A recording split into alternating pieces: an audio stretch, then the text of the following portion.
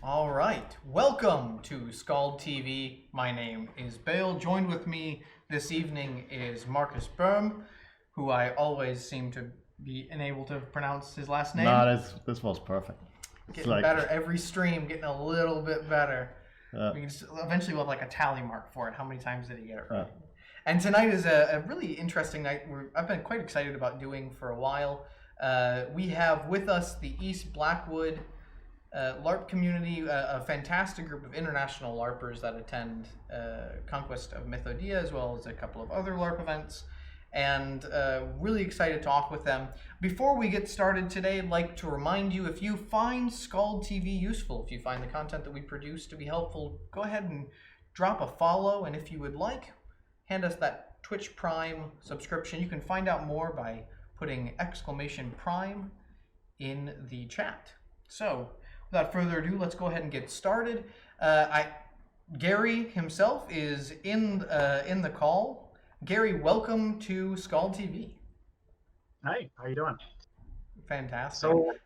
So like you said, I'm Gary Heinstrom. I play Sir Dagger of Blackwood and help put together this whole project. With me is Miri. She plays Annabelle, our healer and one of our guards, you could say, of our little private military group that's also attached to the project.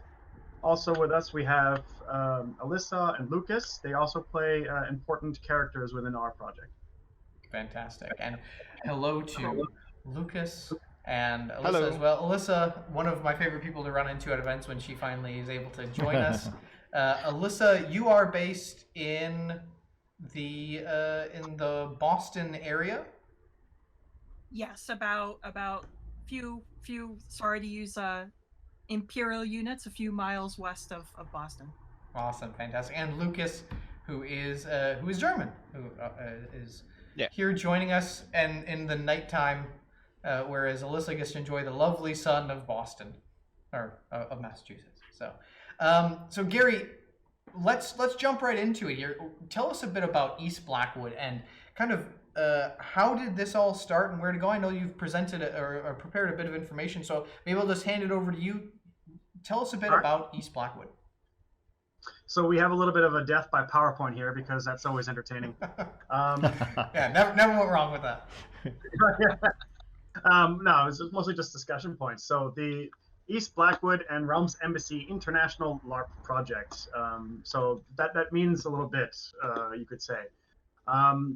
As you can see here, some photos from Chronican of Mythodia from last year. Yeah, so the question is, what are we? We are an embassy, so a diplomatic entity that is representing another game, another country, and another game that is from the US over here in Europe, and by association also in Canada through Bicoline and the Realms Embassy as well. We're also, for our story reasons, we've also established a trading company called the East Blackwood Company. And we also, to protect all of our story, we have the Embassy Guard. So it's sort of a little bit of everything that we try to do and associate ourselves with the US LARP scene as well as that in Canada. So yeah, awesome. That is more or less the general gist of what we are on the overall. Cool. Out of character, as an international LARP project, we are in many different countries. We have obviously most of our players are actively here in Germany, including myself and Mary and Lucas. We also have several members that are in the US, and then through our associations and ourselves, we also have people going to Canada to the LARP scene up there in the great Bicoline. Recently, we've also recruited a couple of French people and a Danish person. Switzerland, yeah. So we have kind of a little bit all over the place, you could say, as far as the internationalization of our community. That's so cool. But that also brings with it certain challenges, like, well, we're all from different LARP cultures, different LARP backgrounds, right. And we all have to sort of mix together. Yeah. Let's see. Yeah. So what we do in game, we do a lot of diplomacy. We do a lot of, or bad diplomacy sometimes. If you look at me, we do trade. So obviously that's our biggest breadwinner because that's where we're most successful is in the trade game, which is not something that you see in every LARP as a big prevalent piece of the story, but it is something that that you can get a lot in German LARP, and it makes for me personally, I didn't know I loved it, and now now that we're doing it as a project together with all our people, it's been an experience over the last couple of years. And of course, we do the standard normal stuff. We do quests, we do battles, we do plot, we do missions, and all that. And also standard for Europe, especially. We also enjoy a good party sometimes, and we like to sing. Right? No, Right? Yeah, of course. Definitely not. Definitely not. Yeah. never. But what does that mean, out of the game itself? Well, we like to help connect various characters and other game cultures and game worlds in a sort of common story. Mythodia has this concept called the fog, which sort of protects it from, or its neighbor sort of protects it from the outside world to an extent. But we like to, through that story, be able to connect people from, I don't know, from the realms, from Bikoline, from the ancient world, from other places, all just sort of going intermixing through a sort of collective story with our characters and our embassy representation within the German LARP community here in Europe. That's awesome. Thanks. So we also like to try to help organize for cons for people that are not just in Germany already, because that's not as difficult. I mean, sure, there's obstacles that every group faces. Conquest for us is pretty far north for our core group, or our portion of our core group, but and that's a standard hurdle that one has to climb. But then we've got people coming out of Great Britain, we've got people coming out of the US, and they all have to make it here. Or people that might want to try out German LARP, for example, or other international LARP organizations here. To do that, they would also need to come to Europe somehow. So we try to help them, get here. Either we give them some pointers if they don't want to be part of us. Maybe they want to go to the tent hotel that is going to start up here in Live Adventure in Mythodia, or maybe they do want to come to us, and then we coordinate with them and help them get here. That's part of our responsibility, I would say, as far as what our project means. Awesome. And of course, privately, we sometimes gather to just out of the game, like a lot of groups do, just to hang out. Because we started, one of the core members of our group mentions all the time that one of the reasons why he really enjoys LARP is the community feel. He's not really interested in seeing photos of himself or other people or videos or anything, but he loves the game and the community, and he likes what we have built in the last year or two or three even. Where he feels like he's closer to the individual members of our group than he is through his own standard friend circle in some instances. And I think that's important when it comes to LARP, is you have this sort of common interest community, and you get together. Maybe you come from different walks of life. Maybe one person's a lawyer, the other person works at a bakery, but you all do that same interest. And then and then we make music together, because that's fun. What we like. Yeah. Not all of us. Real quick, I'll pause you, Emma. I think the slideshow is frozen on our end, so we're not unable to see. Oh no, okay, there we go. Cool. So it is still. Is it still working? What slide are you on, Gary? I am currently on slide 2. Wow, that would be interesting. Can you change slides real quick? We'll see if this is working. Sorry for the technical difficulties. There we go. Okay, so it is working now. Cool, fantastic. So we'll let you carry on now. Sorry. So actually, speaking of that, gathering together out of game, there's something that we would have done this year. Obviously, the current global bastard has made it impossible. Yeah. But the global bastard. Remind me to use that from now on. That's the correct term for it. So this is a photo from before the global bastard, and this is in Esslingen, Germany, near Stuttgart.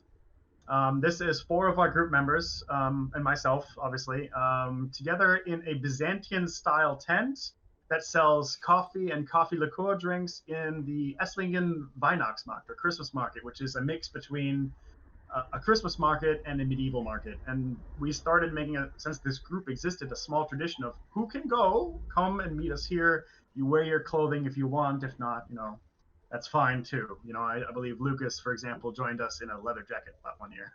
Very nice. Classic. Can't go wrong with leather jacket, just saying. Yeah. Exactly. Yeah. So yeah. Then we have, let's see, have we more Yeah, notes? yeah. No contact, we did that. Yeah. So yeah, the question comes, how did we get there?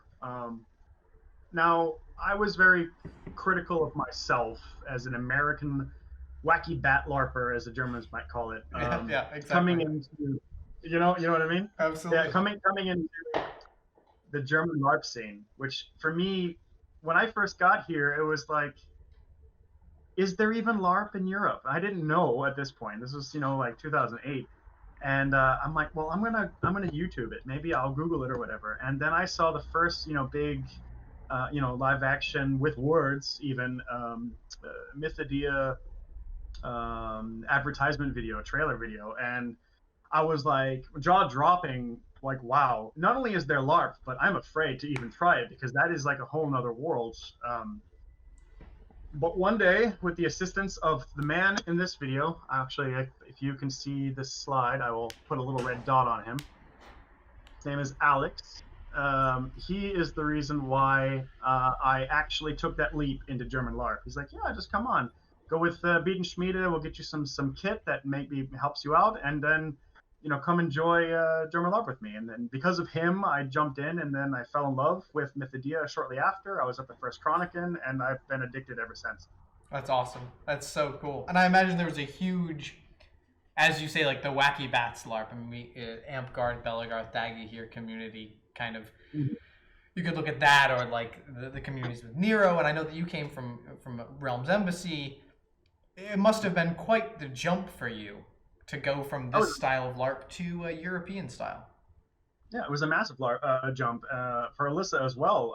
But Alyssa has a bit of she's built for the European style of LARPing. That's more hardwired into her DNA. For me, I really enjoyed the competitive style of the Wacky Bat LARP, but I had also this interest as well. But for me, it was still a culture shock. That's why it took me a couple years to even try it. I didn't feel comfortable. When I first pitched the idea to Alyssa, she's like, "Yeah, I want to do it." Ready to go. Yeah. I wouldn't say it was that simple. It took a little bit more for me. I was certainly scared. I had before I went to my first conquest in what was it, Gary? 2019, 2018. 2018. Yeah. I was frightened because I had never traveled outside of the country before. I had gone to Canada, which, it's Canada. But that was when I was a little girl, and so I had never left this continent before. I always had dreams of going to see, I'm going to go see France. I want to go see Scotland, and then this guy comes around out of nowhere and says, "You should come to Germany." And I was like, "Why would I ever want to go to Germany?" And then finally, certain events in my life added up that I decided, you know what, I really should get this done. And I mentioned earlier before this began, my grandmother is a Belgian, and I went up to her and I said, "What is it like? Because Grandma, you go, back and forth to go see your sisters in Belgium all the time." And she's like, "Oh, honey, once you get bit by the bug, you'll be fine." Yep, that's so true, so true. Yeah, definitely helps. Actually being able to experience it first time, which is what our goal is. Yeah, totally. Probably for the German viewers, it's like there's a bit of a difference between the German or European style LARP and the American style LARP. That a lot of parts of the American style LARPs, and correct me if I'm wrong here, are more about the sporting aspect, competitive aspect of the combat part of LARPing. I would say that's an accurate way of putting it. And whereas in Germany, for example, we don't have that at all. So there's no... I would say that there's and Gary, I think, comes from the community, and you'll have to correct me if I'm wrong, Gary, but the Realms Embassy style LARP events are an interesting combination between the two, where you have very competitive style combat with an attempt to still capture a sense of immersion and story and costuming. So I think, at least I know, Gary, you also came from, for instance, Amtgard. If you mind, I could correct you. Yeah, by all means. All right, so Realms Embassy is an entity that exists within Bicolane. Bicolane, of course, you're a big fan of Bicolane. That is an organization to represent the game The Realms. The Realms is, again, one of the oldest LARPs in the US. it is one of the LARPs that allows headshots, for example, but it is also a wacky bet LARP. It started in the early to mid 80s, originally known as The Game, I believe, and eventually became known as the Realms of Valhaven, and then the Realms of Wonder, and now it's just known as the Realms as a community game. And yes, otherwise very similar to Amtgard, Dagahir, etc., is the very competitive style. Yeah. Yep. Awesome. Sorry for the slight correction. Yeah, by all means, carry on, Gary. Carry on. No.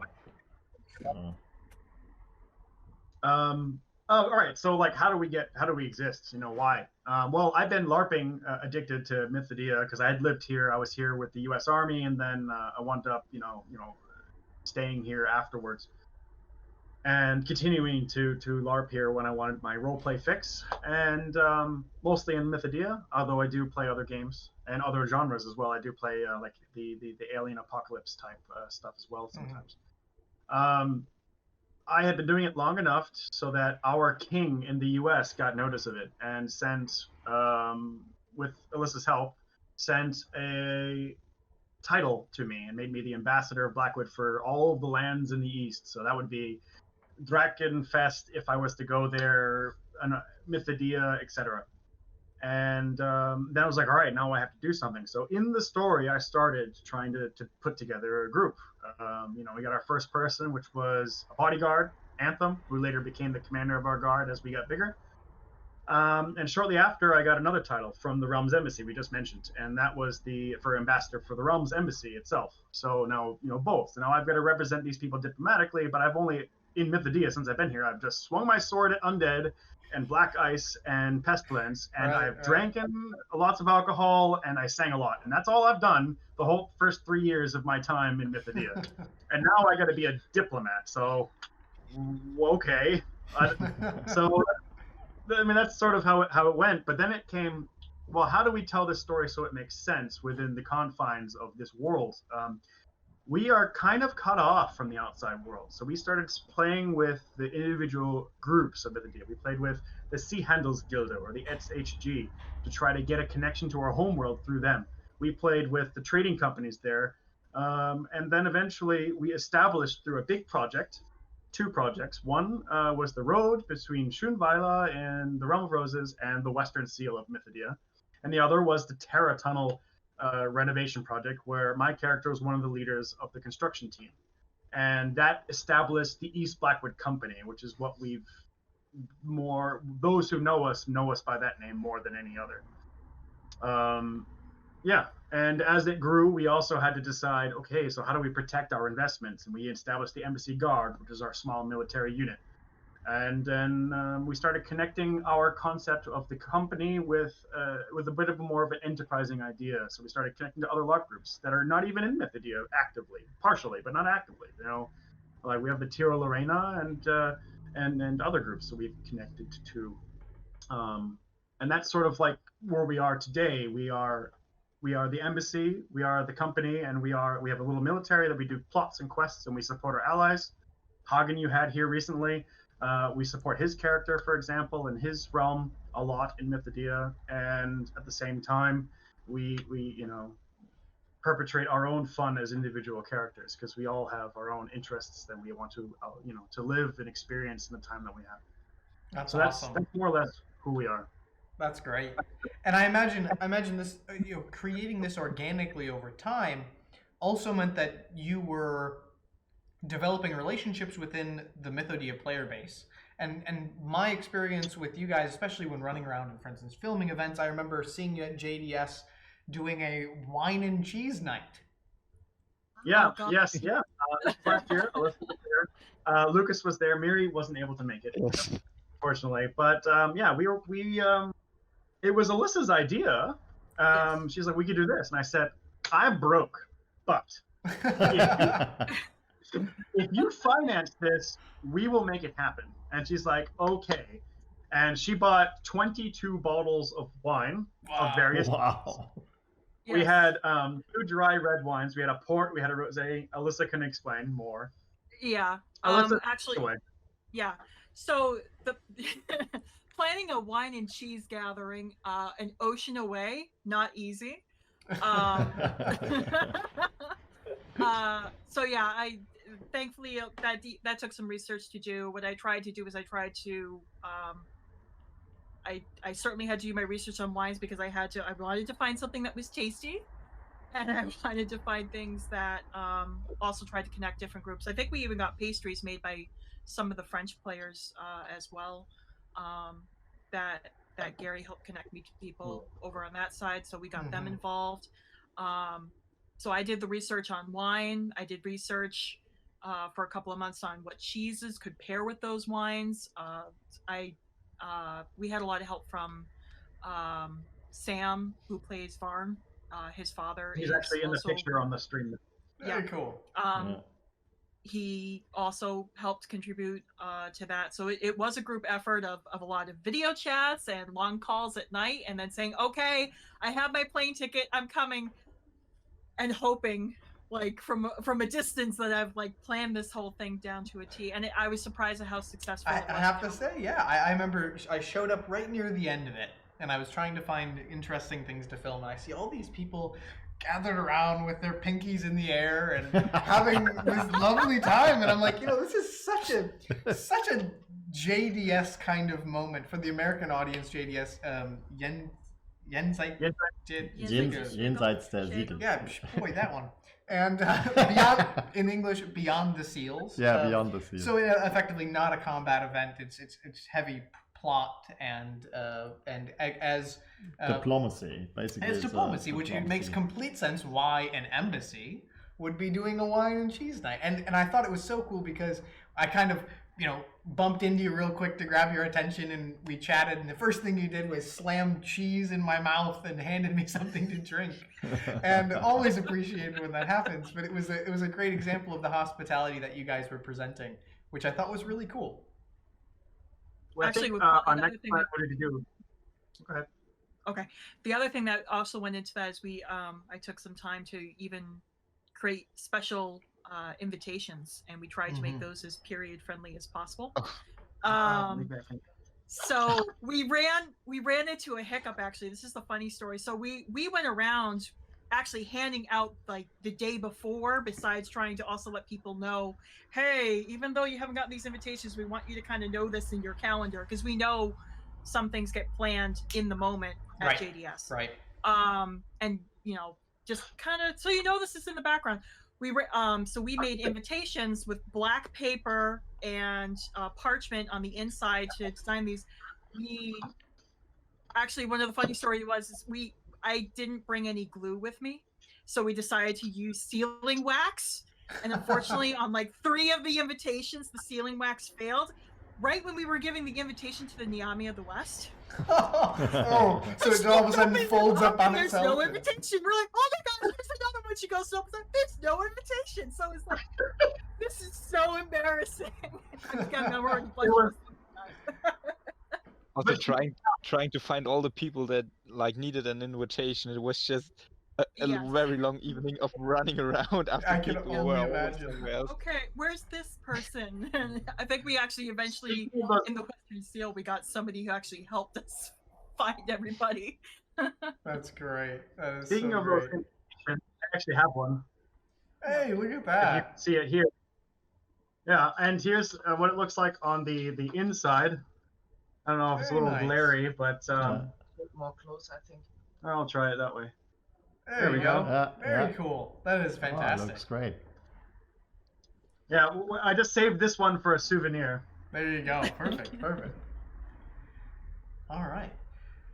So tell me, this is something, and I think we'll get into this after the break as well. This connection between bringing international players into a game in which it's this cross communication between games and developing a story in which the players coming in through the fog, who are for those unfamiliar with the kind of lore of Mythodia, you enter into Mythodia through this fog, and it kind of strips you of your magical powers and kind of puts you on a level playing field to where in the game basically that maybe you came from. It also you cannot connect to your gods anymore. Right. So basically, it kind of seals you off. It was an idea mainly designed to keep the lore kind of pure and not to break up different power levels and stuff like that, so that this doesn't mix and interfere with each other. That is kind of the concept. Which I guess is really interesting, especially for a group in which that communication is part of the role play. I love how you guys managed to role play this struggle, this realization of like, wow, we cannot communicate back. What ways can we find to either circumvent this or potentially just deal with that as an element of what it is like to be away from where you came from? And I found that really interesting about the way that you guys did your role play. One way we did it was we connected to the old guard of Methodia's trading companies. We connected to the Seehandelsgilde, specifically off of the advice from others that we had met. We connected to the Kutschergilde. We connected to the Mittelspiranische Hansa. These are 3 old trading companies from the beginning days of the resettling of Methodia. And through them, we made contracts and to make it possible that we would maintain some sort of connection to the old homeworld so that we could maintain that. And Alyssa had a big struggle and still has an ongoing in-character struggle with what it feels like to come from the realms and to come here and to lose that connection. And she plays that out as one of her main character focuses. I'm sure Alyssa can explain more. Yeah, when I was first trying to get, so my character is Saya, Lady Saya of Sapphire Isle, and her island has gone through a couple of different things. One of the things that I wanted to do is when I was coming over from this one Realms community that's over here in New England and then coming over to Europe was, okay, well, I'm going to go through this fog, and the fog is kind of like what we would probably call the Bermuda Triangle at this in real world terms. So I'm going to be passing through that, and I'm not like the magic capabilities that I have in one place are not going to be the same in the other. So let's do, how am I going to role play that? Okay, well, I decided just come in, no powers whatsoever. I don't know much about what's happening here and what's different. And what's nice is there's actually right now, there's even a little bit of, I'm sorry, I'm babbling. I apologize. Not at all.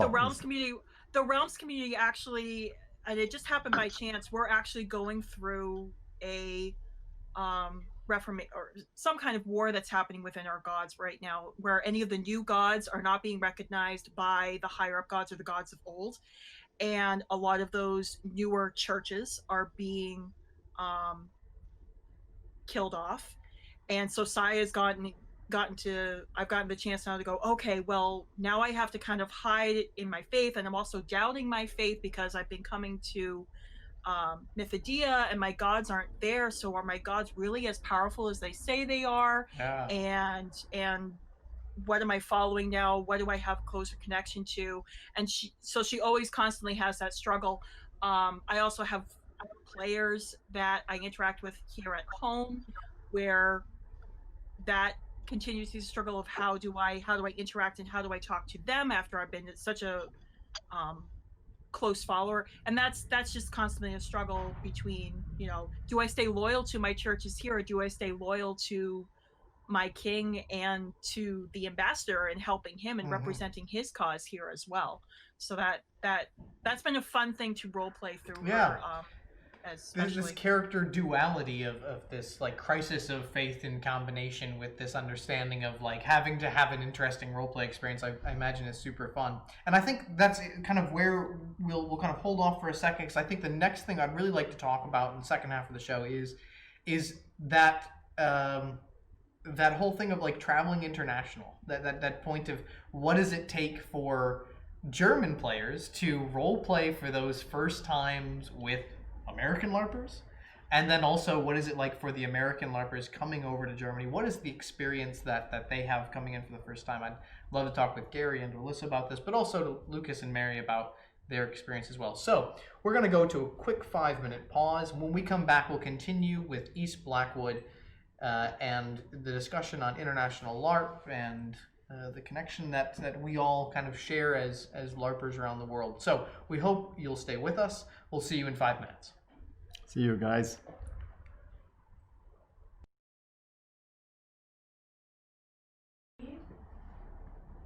All right, and we are back. Welcome back to SKALD TV tonight with Bale and Marcus and the East Blackwood LARP community, the East Blackwood company, the embassy, all of the endeavors that they are doing. And we have with us Gary and Mary and Lucas and Alyssa. Mary. Oh, yeah. Sorry. Gary. It's all right. So we're really excited to jump into the next part of the show, which I think is one of the things that a lot of people, specifically from the American community, would love to talk about and hear us talk about. And the other side, which is talked about a lot less, which is what is it like as a German to be LARPing with first-time international LARPers? And I think this is something that we don't talk about as much. And I'm looking forward to hearing from Lucas and Mary about that and how they can kind of give us their thoughts. So let's start with the first part of this, which is, I think, Alyssa, you can share this.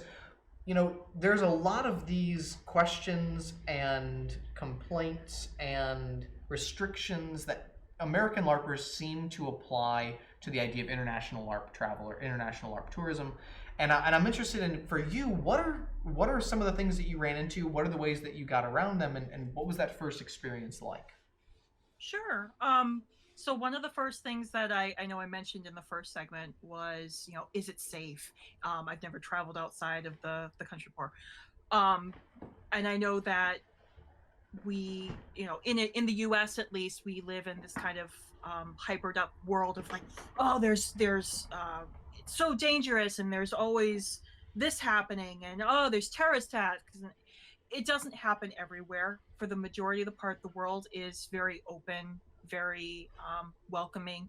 I found that the European community especially is, oh, you're from outside, and there's a lot of hospitality. So my first fear was, oh, I hear that Germans are grumpy, and I hear Germans aren't nice, and other things like they are grumpy, but that's regardless of LARP. They will say they will say Guten Tag to you, Guten Tag, which means have a nice day. Yeah, so nice. So there was some of that. Gary certainly helped out with some of that by introducing me. Like before the East Blackwood really became East Blackwood, Gary helped introduce me to a lot of different people. I got to role play as I made like a little temporary character, which I still play every now and then, to kind of get to know some people and some of the characters, and that also opened up outside friendships as well. And then the other hurdle that I came up with was, well, it's expensive. It's too expensive to go. Mm-hmm. And that's a common excuse that I get from plenty of my friends when I tell them, you really should come. It's too expensive. I can't do it. So a few tips that I have there just for getting over that. If it is too expensive, do your research. It took me at least 12 to 14 months to prepare for my first conquest trip. And I follow the same timeline every single year whenever I am coming over. So at least give yourself 12 to 14 months to prepare.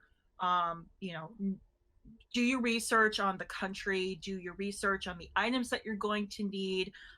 If you don't have your passport by now, you really should get your passport. Now is a good time to do it.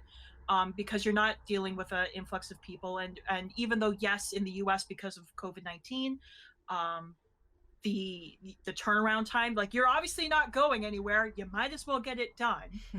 Right, exactly. So now's a good time to go. I took my brother for his birthday.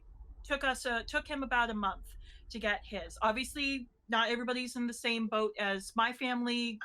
On my mother's side, we have ancestry all the way back down to the Civil War. My father didn't get his back until almost 2 to 3 months later because my father has both 2 European parents. It took a little longer for them to sort that out. That said, now is a good time to go and get your passport. So getting your passport ahead of time, make your plans. find out how much it's going to cost to get a plane ticket. Find out how much it's going to cost to get your ticket, of course, for the for SKALD as well. I know that the price rates are different with the tickets depending on the time when you buy them. I think that still applies now. If you're not able to get your ticket the very first day when they go on sale at the cheapest possible price, that's okay. Take the time to learn about exchange rates, because you will be paying for your ticket in your own currency, and sometimes you can get yourself a little bit of a discount when you wait long enough for the exchange rate between the euro and the US dollar, or the Canadian dollar, whatever your currency may be. Take your time to learn about currencies. It will help you, save you money if you know the right time to buy. Saving money too, just to get on point there. I learned, this is a tip from also somebody, Andy, who is in charge of the Realms Embassy in Beekling. This is a tip that he gives, so I'm going to give him credit there. If you are somebody who constantly, every single morning, goes to Dunkin' Donuts or goes to Starbucks or goes to get breakfast sandwiches or everything in the morning because you're like, no, I'm going to get out of bed, put on my clothes, and go to work. That's just my life. Obviously, some of the habits that we've learned now, I think, should be carried over. I did some little math. Basically, if you just gave yourself 12 months and you put away $3 every single day, $3 is a large cup of coffee at Dunkin' Donuts, for example. If you just took the $3 and made your coffee at home instead, you would save yourself at almost $1,100, which could help you buy your ticket and help you buy your plane ticket. Plane tickets generally, everybody goes, oh, plane tickets are $1,000. No. Plane tickets, if you buy your ticket at the right time, if you wait 6 to maybe 2 months out, your plane ticket could be as low as almost, sometimes less than $500. And if you go with a good airline that also does one free checked-in bag, you're going to save yourself a lot of money there. Obviously, not every airline covers one free check-in bag. I have to bring a check-in bag with me. That's something there.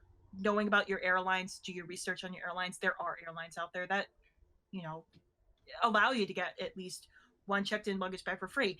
And then there are some that, you do have to pay for extra luggage, or you have to pay for more weight. Are you going to be packing armor? Are you going to be packing clothes? I had this exact experience as well, which was I flew to Germany with Turkish Airlines, and Turkish Airlines allowed 2 checked bags. With a standard ticket. I'm not sure if it's still at the time, but that was awesome. That was such a game changer for me.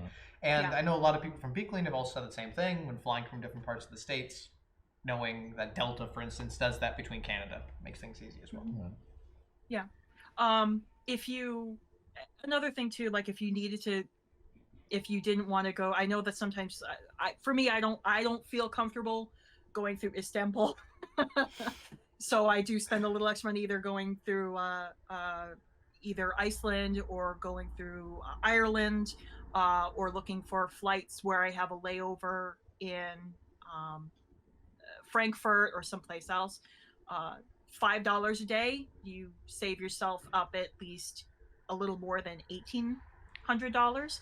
And then if you're not getting your breakfast sandwiches, you are saving yourself almost $3,000. I know what Marcus is going to say here, which is the need for a transfer through Frankfurt will no longer be a thing. It's not a thing. So for us, Life Adventure is the company that actually runs Conquest, is now located in Frankfurt. So next year we will offer, so you can check into the local youth hostel. You come in on Saturday and we will offer a shuttle from Frankfurt to the Conquest location. So you can fly in to Frankfurt, which is the biggest I believe it's the biggest European airport at this point. It's the biggest airport and air hub in mainland Europe.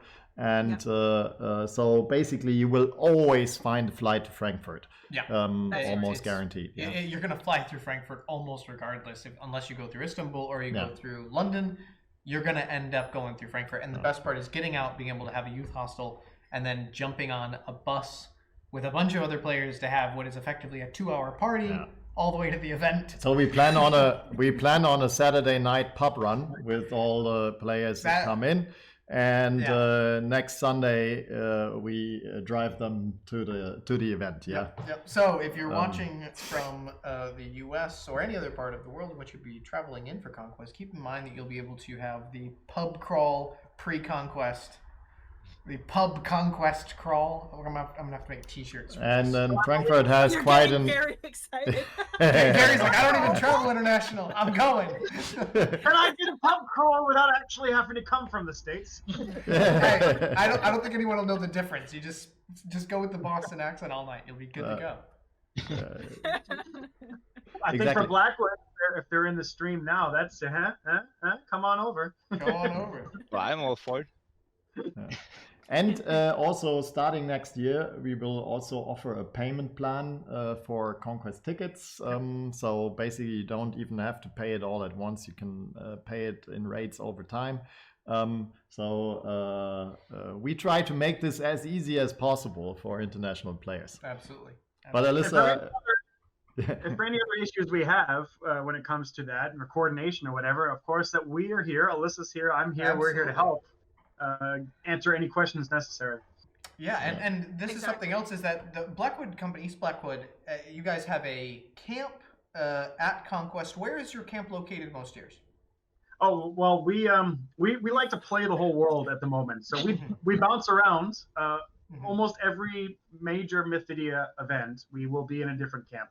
Last year we had Aufbruch and the Explorers banner. The year before that, we were in Firibus Unitas in the north, and before that elsewhere. So that's for the major events. For Jenseits, last year we were with the Western Seal, and so on. So we try to move around, and it has a little bit to do with our story. So we're not always in one spot, but that doesn't mean that we don't have connections that we can't help you. Obviously, we can still help, at least answer some questions or point you in the right direction. Yeah.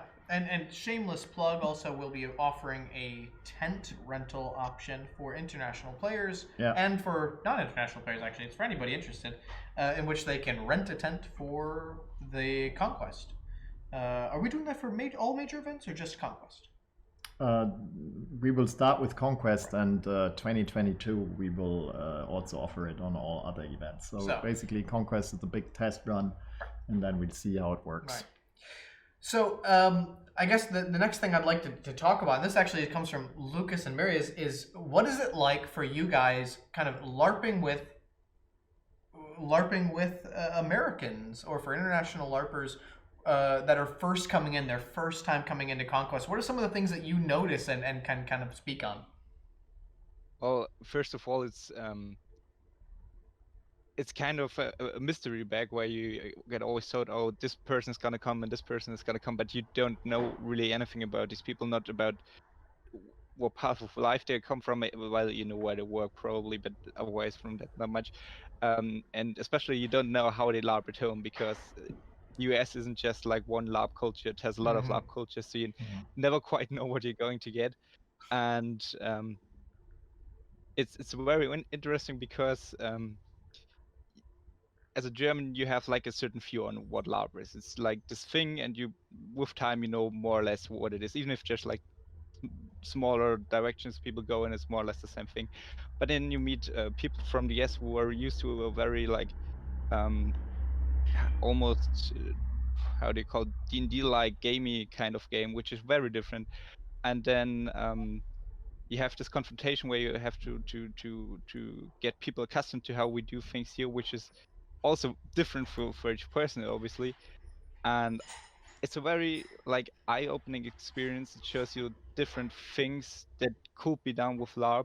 It shows you different ways that this can be interpreted, and also obviously like meeting people from other cultures, like OT cultures, is also a very interesting experience, because before this I never had like an actual like casual conversation with an Irishman or with a French person, or an American, and it's very, like I said, eye-opening, horizontal expanding experience for me, at least.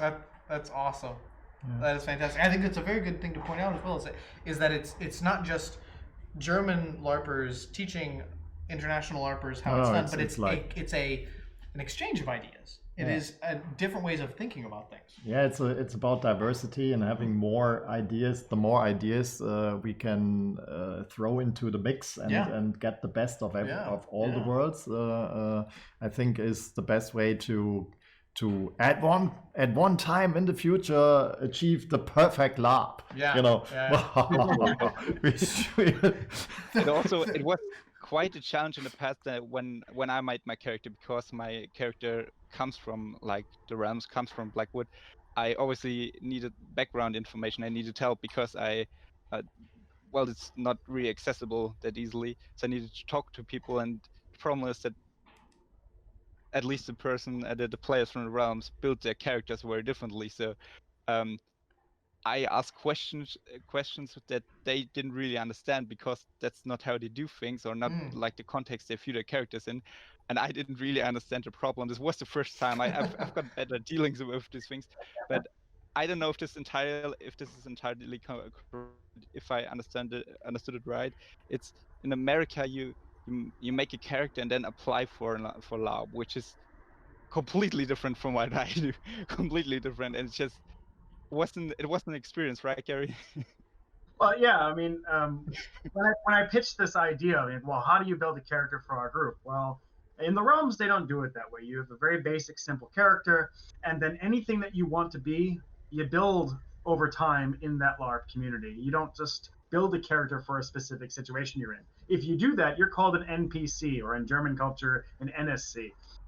But for us, for Germany, that's just how you build a character. Like, well, I want to play a noble, so I'm going to get this amazing noble kit, and I'm going to get a couple of my friends to play my attaché, my people around me, and I'm a noble, and then you believe me. In the realms, at least where we come from, it's a little hard for people just to believe you right off the bat. They'd be like, yeah, sure. You got to kind of earn it throughout time, and to build that up over time for the community to accept it. All right. Yeah, that is Emperor Artex. Okay, we accept this. So for I think that's sort of a different cultural approach to the starting of a character. And in our project, if you can speak pretty good English, I think you can represent a good Realms character. Now, does every Realms person agree with this? But that's also why we don't say, well, you come from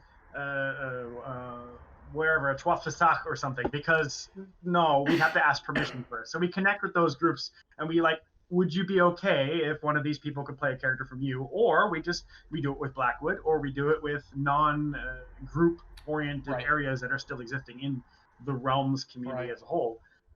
And then we put those people in contact with whoever their in-character leadership would be, so that they'd have a sort of a back and forth. For example, Lucas here has contact to his in-character lord, which is Sir Tolroth, the Lord of Erewhon. No, not Erewhon. Yeah. No, Alonus. No. Alonus, sorry. Alonus.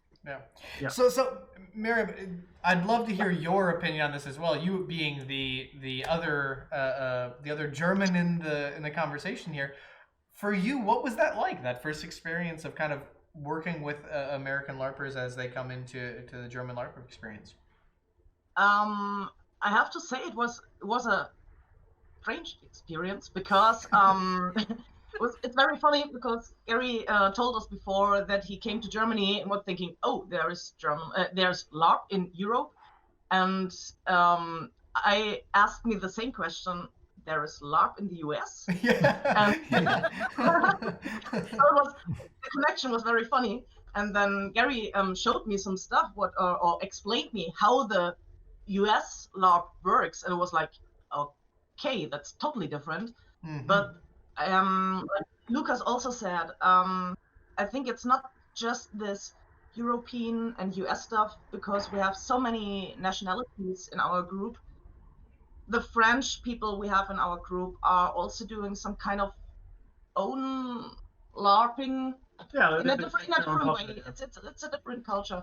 So it's very interesting to learn from other cultures. It's not like you also said, we as the Germans are teaching you how to LARP. Yes, yeah. Here in Germany, it's like we learn from each other. For me, it's a mutual respect. I respect the German LARP culture, and I want to be a part of it. But I do have my own ideas. And those Absolutely. ideas might not be the ideal idea of a certain collective of German LARPers, but that's okay. We all have our own opinions of what's good. You know, I like to have a little bit more competition added to my fighting because I think it makes it, for me, more epic. For others, they'd be like, ew, no. But it's like, well, we can meet halfway and we can make a good show and it'll be fine. You know, I've experienced this specifically with you, Gary. I have footage of this actually of a fight in which you were fighting another gentleman who was quite athletic, and you could tell, you know, kind of the body language that there was going to be a potentially a very physical kind of fight, and then seeing that dialogue exist in which you both kind of both rose to that point of like, okay, we both want a bit of a faster, more intense fight here. And it wasn't quite an in-fight for an American audience. In-fight is like a planned out, okay, we're going to be very physical about this. But it was a fight in which your opponent and you kind of came to this conclusion over the course of this little fight in which you both realized where that perfect medium was. And you both, at the end of this, he being an NPC, was defeated by you, and you know, he got up and you kind of waited a moment and came over and kind of gave him a fist bump, you know, quietly, you know, off to the side, and there was that clear respect of like, I just had a great fight, you had a great fight, this was a ton of fun. And it was really cool to see that, because this was one of the first times I had seen an international LARPer coming to Conquest with that kind of, as we call it, like jokingly, wacky bats background. Saw how they bridge this gap, and I thought you did a fantastic job of it. So props to you on that. Thank you. Yeah, I'm probably I'm doing a little secret leak here. Yeah, Gary, you specifically might look forward to some certain changes we do to the battle concepts next year. So there will be different battles, different kinds of battles, and there is also a little bit more competitive component added to one of those. One of those concepts. Yeah. I wouldn't say that battle is changing, just that for some players. Yeah, it's basically you will be able to choose what battle style you like. Do you like a more softer battle approach or more competitive battle approach? And we will have different styles there. Going on. You'll be able to have the battle you're looking for within the greater battle. So it's not just that we also see other components of LARP, and we'd also like to adapt them integrate them into our design, into our broader design, because we think there is different things you get your experience from, you know. So some people get their experience from deep role play and the emotional part of LARP that it's available, but other people get it from the sporting side, you know. Absolutely. Like the battle physicality and the physicality, and so we on an event like Conquest, we always try to cater to all needs, you know. Not just to specific needs. On an event like Sturmwacht, it might be more catered towards a certain style of playing. Yeah, absolutely. I look forward to this, and I really look forward to this discussion, and I know that we have some planned discussions with Ruth and the plot team about this exact thing. So, Gary, this has been a fantastic discussion and a fantastic time. I'd like to kind of give you the last chance to kind of dive in and kind of put your call out there to the international community to join you. I think that maybe we can get a great soundbite that we can share with the international community from that. Give it a shot. European LARP, specifically in this direction, you know, Mythidian LARP is a place where you can definitely find groups like us. We cater to the international community a little bit, throwback to a little bit of what the Grand Expedition did. If anybody knows who Rick is a great guy. Big fan of his, and I learned about him through, you know, YouTube videos, amping myself up, like, all right, I'm going into my first German LARP experience, you know, what can I expect? And then I found those, you know, list of videos, and it got me really into it. And we offer a much smaller scale version of that. But my personal goal with our project is to go more and more deep into the German life culture. But that doesn't mean that I'm not bringing my own opinions with me. As we just heard, you know, we've got my love of competitive fighting to an extent in LARP. I like to try to blend that in there. But we don't want to force that. So it's sort of, for us, there's a place for every play style. As long as your play style is you take the game seriously and you respect other people in that, and you stay in character, that's important as well, then we can help you out. And if maybe you're not the perfect fit for us, that's absolutely fine, but that doesn't mean we're not going to help you out. We're going to maybe direct you and introduce you to other play groups. Maybe this group is completely German and you're a Canadian LARPer, but we think collectively that maybe this group fits your character style a bit better. Maybe we'll try to introduce you to this group and try to help you come to Europe and explore a different LARP atmosphere. So there's plenty of ways that you can find us. For example, if you want to talk to us directly, we've got, here's our contact information. If you want, you can always contact us through these methods.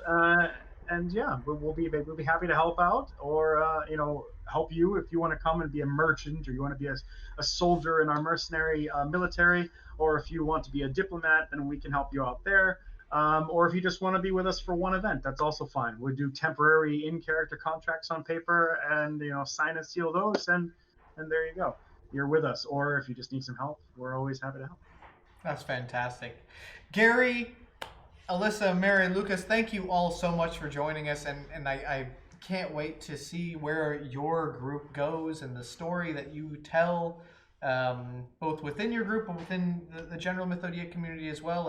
And I really look forward to seeing how international players are able to interact and play with you in the future. So thank you so much for joining us tonight. All of you, thank you so much. If you are interested in being on SKALD, if you'd like to have a chance to tell the story of your group here on SKALD TV, on a SKALD show, whether it be The Impact or Mythodia Insider, our podcast also, which we will be kind of pushing a bit more. Yeah, we have to announce that we just That's true. released the first episode of our new podcast format on Spotify and on iTunes. You can find it by searching for SKALD TV.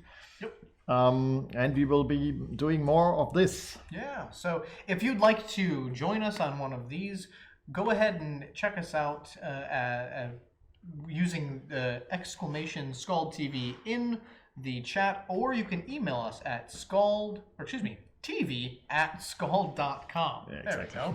There we go. TV@skald.com, and we will get back to you as soon as possible and try to find a place for you in one of our shows. As we did with Gary, I know that Gary and I had discussed his coming on and telling the story of East Blackwood, and I was really excited to have him on, and I was not disappointed at all. So thank you so much, Gary. Thank you, the entire East Blackwood community. So. And also, thank you, Alyssa, all the way from Massachusetts. Yes. Massachusetts. Massachusetts. That's it. Wow. Yep. All the way. So thank you all so much. Been to Cape Cod once. That's all I did for Massachusetts. Is Cape Cod Massachusetts? Yes. Yeah, Cape Cod is Massachusetts. Yeah. You should come to the Berkshires then. The Berkshires are great. Way more interesting stuff to do in the summertime than Cape. There you go. Another thing to look forward to when I head back to the we'll States. do that. So, from all of us here at the Burgschneider Studios in Frankfurt, and from all of the communities and the places from those joining us tonight, we wish you a fantastic evening, and we look forward to seeing you on the next SKALD TV. Have a great night. See you. Bye-bye. Bye. Bye.